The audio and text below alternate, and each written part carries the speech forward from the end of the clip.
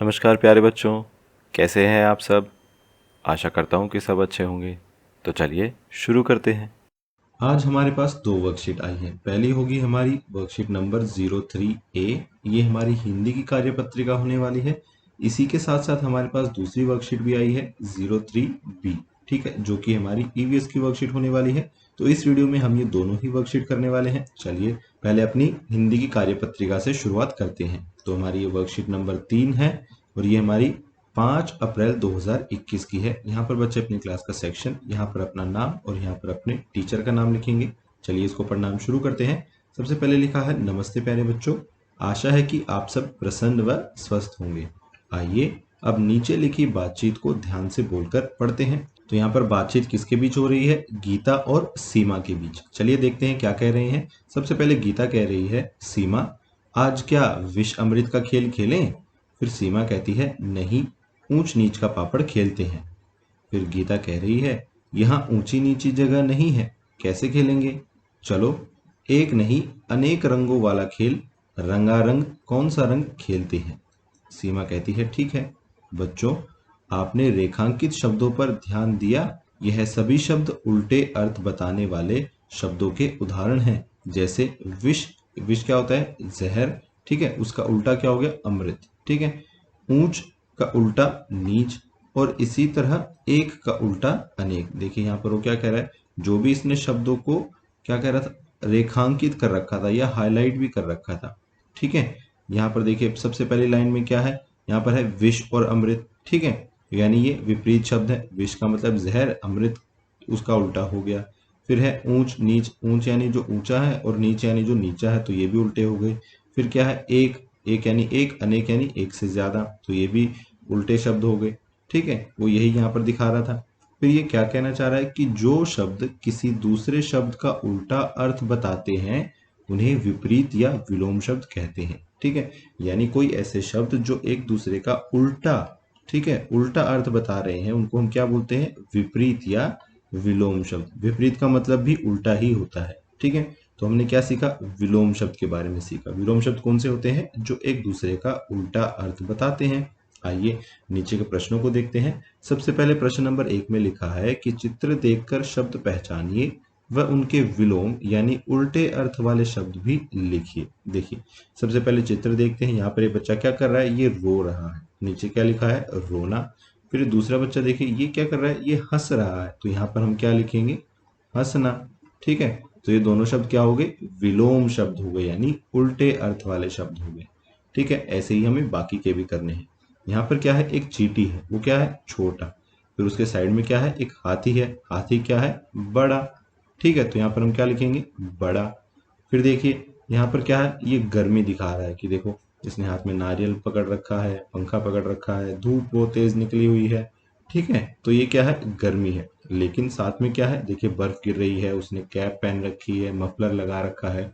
तो यहाँ पर क्या है? यहाँ पर सर्दी है। तो यहाँ पर हम क्या लिखेंगे? गर्मी का उल्टा, गर्मी का विलोम यानी सर्दी, ठीक है। ऐसे ही हम बाकी ये कर लेते हैं। आइसक्रीम क्या है? ठंडा। कॉफी क्या है? गर्म। तो यहाँ पर हम क्या लिखेंगे? गर्म। फिर क्या है? दिन, और दिन का उल्टा रात, यानी दिन का विलोम क्या हो गया? रात। फिर क्या है? कम। ये देखिए एक ही पीस है यहाँ पर, तो ये कम है।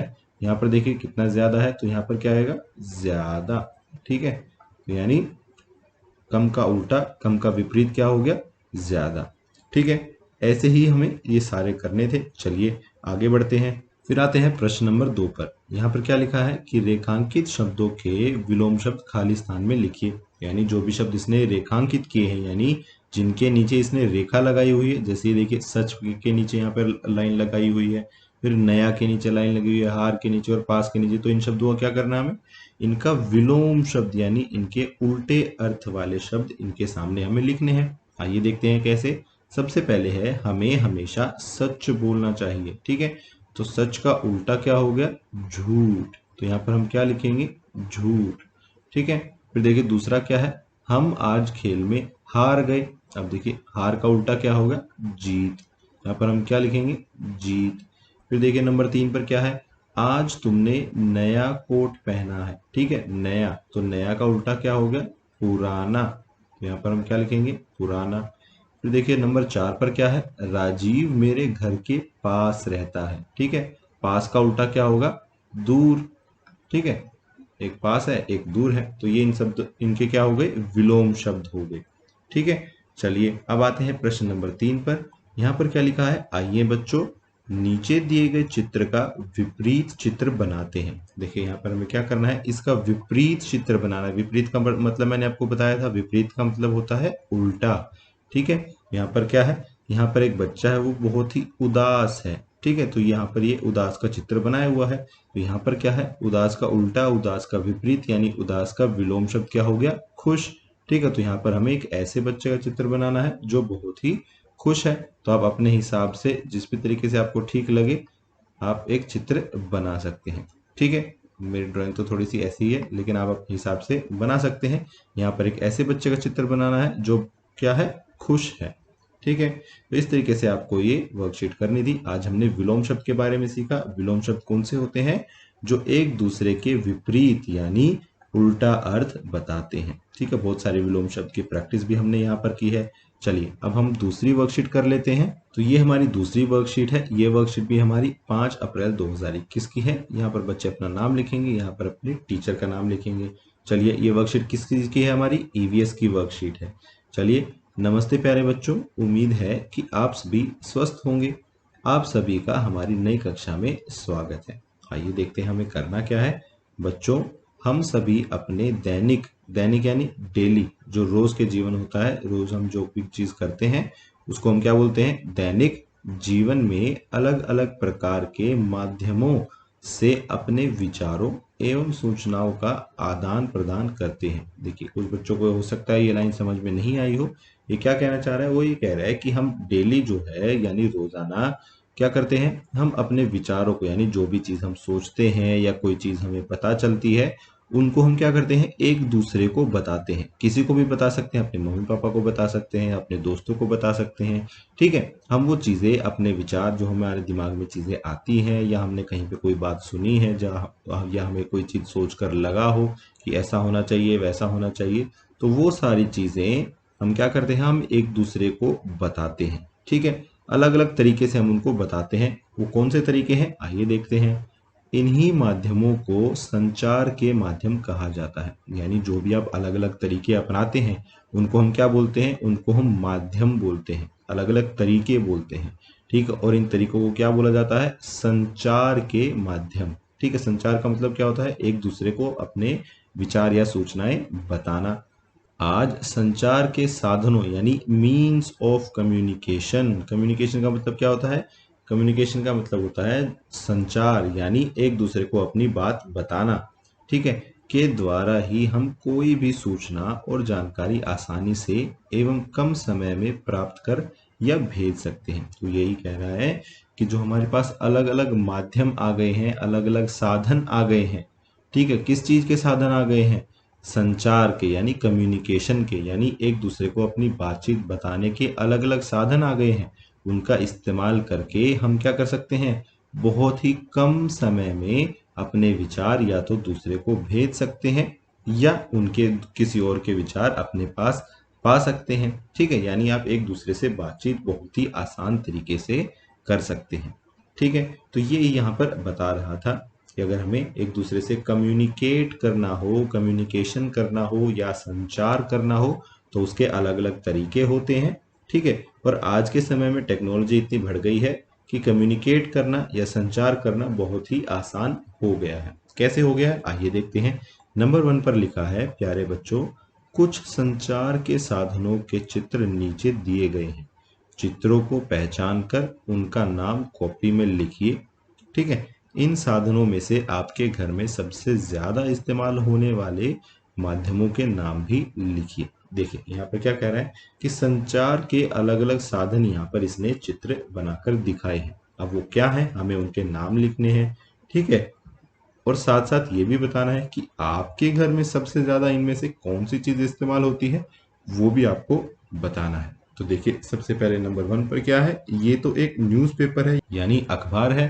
तो यहाँ पर हम क्या लिखेंगे, नंबर 1 पर हम लिख देंगे अखबार। ठीक है, आप अपनी कॉपी में सिर्फ ये लिखेंगे अखबार।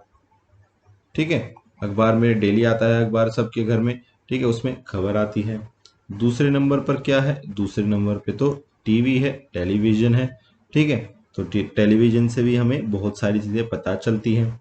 फिर तीसरे नंबर पर क्या है, तीसरे नंबर पर ये तो रेडियो है, ठीक है। रेडियो अब काफी कम लोग इस्तेमाल करते हैं क्योंकि फोन में ही रेडियो आने लग गया है, तो ये रेडियो है।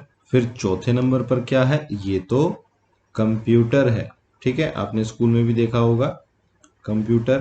फिर पांचवें नंबर पर क्या है, ये सबसे ज्यादा इस्तेमाल होता है, ये क्या है, मोबाइल फोन, ठीक है, तो ये सबसे ज्यादा इस्तेमाल होता है सबके घर में, तो ये भी आप लिख सकते हैं मोबाइल। तो ये सब क्या है, ये सारे संचार के अलग अलग साधन हैं, यानी अलग अलग तरीके हैं जिनका हम इस्तेमाल करके अपनी बातचीत एक दूसरे तक पहुंचा सकते हैं। तो ये सब आपको यहाँ पर लिखना है। चलिए अब आते हैं दूसरे नंबर पर। यहाँ पर क्या लिखा है, दैनिक जीवन से संबंधित कुछ गतिविधियां नीचे दी गई हैं जिनमें हम संचार के साधनों का प्रयोग करते हैं। संकेत बॉक्स की मदद से दिए गए उचित संचार के साधनों द्वारा रिक्त स्थानों की पूर्ति कीजिए। देखिए यहाँ पर वो क्या कह रहा है, यहाँ पर ये बताया हुआ है कि हम आम तौर पर हर दिन इन चीजों का इस्तेमाल करते हैं। हमारी हेल्प के लिए यहाँ पर अलग अलग संचार के साधन भी बताए हुए हैं। कौन से, मोबाइल, इंटरनेट, समाचार पत्र और टेलीविजन। देखिए जैसे हमने ऊपर देखा था, ठीक है, एक इंटरनेट यहाँ पर नया शब्द है, बाकी ऊपर लिखा हुआ है। फिर क्या करना है, हमें क्या करना है कि यहाँ पर नीचे दिए गए वाक्यों में ये भरने हैं। तो देखिए आइए वाक्य पढ़ते हैं, उसके बाद देखेंगे कि कौन सा शब्द कहाँ पर आएगा। सबसे पहले है, मैं प्रतिदिन डैश पढ़ता या पढ़ती हूँ। तो पढ़ने के लिए कौन सा है, पढ़ने के लिए तो समाचार पत्र है, ठीक है, यानी न्यूज़पेपर। तो आप समाचार पत्र लिख सकते हैं। ऊपर भी जहां पर हमने ये न्यूज़पेपर लिखा था, ठीक है, या अखबार लिखा था, यहाँ पर आप समाचार पत्र भी लिख सकते हैं। चलिए दूसरा क्या है कि मुझे डैश के द्वारा अपने दोस्तों से बातें करना पसंद है। तो यहाँ पर हम क्या लिखेंगे, आप अपने दोस्तों से कैसे बात करते हैं, मोबाइल से, ठीक है, तो यहाँ पर हम मोबाइल लिखेंगे कि मोबाइल के द्वारा अपने दोस्तों से बातें करना पसंद है। फिर तीसरा क्या है, मैं डैश पर समाचार एवं सिनेमा देखता या देखती हूँ। तो आप ये समाचार यानी न्यूज़ कौन से चीज़ पर देखते हैं, या सिनेमा यानी आप मूवीज़ कौन सी चीज़ पर देखते हैं, आप टेलीविज़न पर देखते हैं। तो यहाँ पर हम क्या लिखेंगे, टेलीविज़न, ठीक है, तो ये भी हमने लिख लिया। अब आ गया चौथा, यहाँ पर क्या लिखा है कि मैं डैश द्वारा जानकारी किसी भी स्थान एवं कम समय में प्राप्त कर लेता या लेती हूँ। तो यानी कौन सी ऐसी चीज है जिसके द्वारा आप किसी भी स्थान पर, यानी आप चाहे कहीं पर भी हो, आप कोई भी जानकारी ले सकते हैं। तो यानी इंटरनेट के द्वारा हम यहाँ पर क्या लिखेंगे, इंटरनेट, ठीक है, इंटरनेट के द्वारा आप जहाँ कहीं भी हो वहां पर आप कोई भी इंफॉर्मेशन यानी कोई भी जानकारी प्राप्त कर सकते हो। तो यहाँ पर आप क्या लिखेंगे, इंटरनेट, ठीक है। चलिए आगे बढ़ते हैं। नंबर 3 पर लिखा है कि नीचे सोशल मीडिया, सोशल मीडिया क्या अभी बात करेंगे, सोशल मीडिया के कुछ प्रतीक चिन्ह दिए गए हैं, इन्हें पहचानिए और इनके नाम अपनी कॉपी में लिखिए। देखिए सोशल क्या होता है, सोशल होता है आपके आसपास के लोग, ठीक है। मीडिया क्या होता है, इनसे बातचीत करने का अलग अलग तरीका, ठीक है। तो यानी अपने आसपास के लोगों से बातचीत करने के अलग अलग तरीके क्या हैं, यहाँ पर उनके हमें प्रतीक चिन्ह दिए हैं, उनके सिंबल दिए हैं, ठीक है, उनके लोगो दिए हैं। हमें क्या करना है, उनके लोगों को देख के पहचानना है कि वो कौन सा सोशल मीडिया है। तो देखिए सबसे पहले क्या है, नंबर 1 पर ये सबको पता है, व्हाट्सएप है, सभी लोग इस्तेमाल करते हैं, इसी पे आपका होमवर्क आता है, ठीक है। तो यहाँ पर हम क्या लिखेंगे, व्हाट्सएप। तो नंबर 1 पर आप लिख देंगे व्हाट्सएप, ठीक है। आप इसको इंग्लिश में भी लिख सकते हैं, हिंदी में भी लिख सकते हैं, ठीक है, कोई भी आपका आंसर सारा सही होगा। दूसरे नंबर पर क्या है, जिस पे आप ये वीडियो देख रहे हैं, ये है यूट्यूब, ठीक है, यूट्यूब पे आप ये वीडियो देख रहे होंगे। तीसरे नंबर पर क्या है, ये बहुत सारे लोगों को नहीं पता होगा बेटा, ये है जीमेल। जैसे पहले आप लेटर भेजते थे ना, ठीक है, जैसे उसमें पोस्ट ऑफिस में आप जाते थे, लेटर लिखते थे, फिर पोस्ट ऑफिस में पोस्ट करते थे, वो 3-4 दिन में आपको जहाँ भेजना होता था वहां भेजा जाता था, ठीक है। वो सब क्या होता था, वो सब आप कागज पर लिख कर भेजते थे। लेकिन आजकल टेक्नोलॉजी इतनी बढ़ गई है, ये सब क्या है, आप कंप्यूटर के द्वारा आप किसी और को, जिसको भी मेल भेजना है, आप वो मेल भेज सकते हैं। तो उसको हम, ये एक सर्विस है गूगल के द्वारा, इसको हम क्या बोलते हैं, जीमेल, ठीक है। फिर क्या है, चौथे नंबर पर ये है फेसबुक। ठीक है, ये भी बहुत पॉपुलर है फेसबुक। और फिर पांचवें नंबर पर क्या है, इसका भी बहुत कम लोगों को पता होगा, ये है ट्विटर। ठीक है, ये भी ऐसी एक सर्विस है जहां पर लोग क्या करते हैं, ट्वीट करते हैं, यानी जो भी वो बातचीत कहना चाहते हैं, कुछ बोलना चाहते हैं, ठीक है, तो वो क्या करते हैं, वो 140 शब्दों में वो अपनी बातचीत कहते हैं, उसको हम क्या बोलते हैं, ट्वीट करना। ठीक है, जब आप बड़े हो जाएंगे, आप इनका इस्तेमाल करने लग जाएंगे, तब आपको और अच्छे से समझ आ जाएगा। ये है ट्विटर, ठीक है, फेसबुक, जीमेल, यूट्यूब और व्हाट्सएप। तो ये हमारे सभी क्या है, सोशल मीडिया के प्लेटफॉर्म है। आप चाहे तो इनका आंसर अपना इंग्लिश में भी लिख सकते हैं, क्योंकि यही इनके ऐसे ही इनके नाम है। चाहे तो इनको हिंदी में भी कन्वर्ट करके लिख सकते हैं, लेकिन सही आंसर यही है। ठीक है। आज की क्लास यहीं ख़त्म होती है। अगर आपकी कोई डाउट्स हैं तो आप नीचे कमेंट सेक्शन में पूछ सकते हैं। कल फिर मिलेंगे, कुछ नया सीखेंगे। तब तक के लिए थैंक यू एंड जय हिंद।